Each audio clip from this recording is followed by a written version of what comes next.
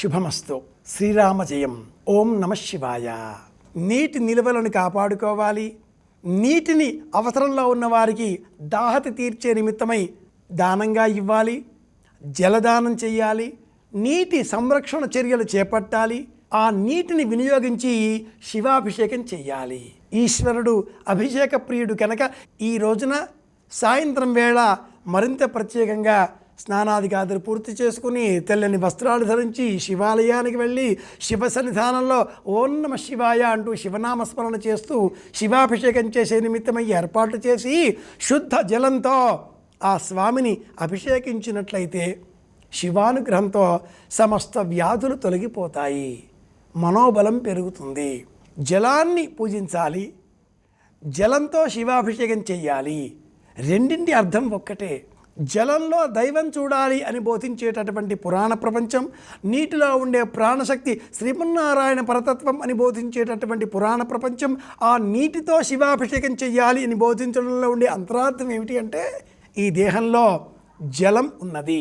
ఈ దేహానికి మూలం జలం.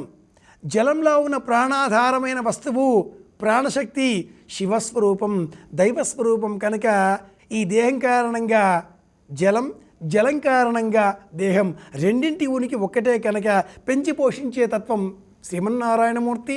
పెంచి పోషించే తత్వానికి మూలం ఈశ్వర స్వరూపము.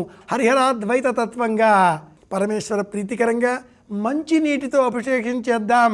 శివానుగ్రహం కోరి మనం చేసేటటువంటి అభిషేకాలలో మన సంకల్పాలు, కోరికలు, అవసరాలు, అవకాశాలు, భౌతికమైనటువంటి వాంఛలు వాటికి అనుకూలంగా గంధాభిషేకం, పుష్పాలతో కూడుకున్న నీటితో పుష్పాభిషేకం, ఇతర ఫల రసాలతో అభిషేకం, పంచద్రవ్యములతో అభిషేకం, అలా రకరకాలుగా తేనె, పాలు, పెరుగు, పంచదార, బెల్లం పానకం, రకరకాల ద్రవ్యములతో అభిషేకం చేసి మనమంతా గుర్తుపెట్టుకోవాల్సిన అంశం ఏమిటి ప్రధానమైనది అంటే, సమస్త వస్తువులలో, ద్రవ్యాలలో మూల రూపంగా ఉండేది మళ్ళీ నీరే కనుక ఈశ్వరుడికి ప్రీతిదాయకమైనటువంటి ఆ నీటితో అభిషేకం చేద్దాం.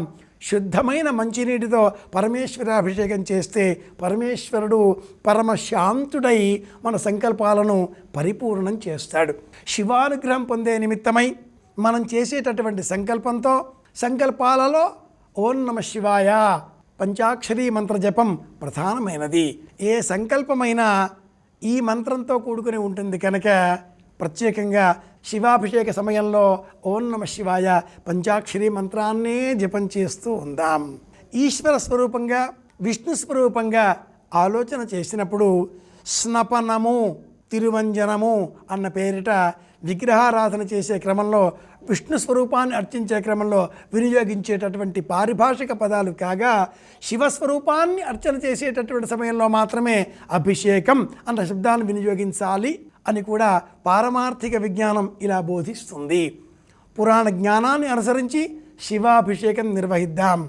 జలసేవతో స్వామి అనుగ్రహాన్ని పొందుదాం. శివానుగ్రహంతో మళ్ళీ రేపు కలుసుకుందాం. ఓం నమ శివాయ. శుభమస్తు.